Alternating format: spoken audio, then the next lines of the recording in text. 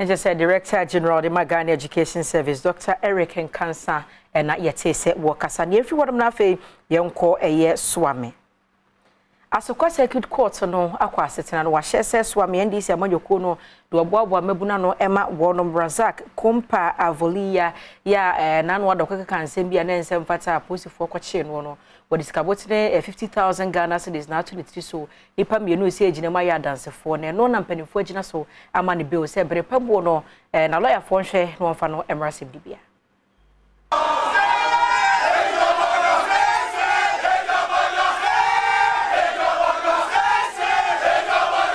Emra kwa dubofo ebegina court no ade to dwase wama ye hwehwemu nyina awie wo kirema video a ekwa bonten kofa sanse wo nyina eba ye no wo de call Bureau of Languages ekoyemu ahwehwemu ene enchechiremu eye enam so emma emra nimni a wotwitwa age Razak lawyer Ivan Samankwa ade to dwase ene obesere court no se oma Razak enkofie na abribi a court no behia no wo beda no ho adi Asokwa Circuit Court otemuafo no te adwamu Fred Obichre etiase amo grante Razak kwampa bill emla lawyer Ivan Samankwa eni samtrofo twetwen komono ode to just say we repeated our bail application that we made the last time that the accused person surrendered himself to the police, so he has shown good faith, and again he has been a youth organizer for over 12 years, and within these 12 years there's no criminal record of him anywhere, and the police can attest to that fact.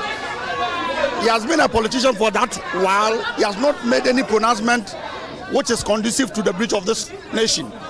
And for that matter, the court should take all into consideration and grant him bail. And the court understood our argument and granted him bail. Joseph Yamin, our organizer, Adom NDC Youth Organizer, to just say what we need to do now is to secure the independence of this country 2024.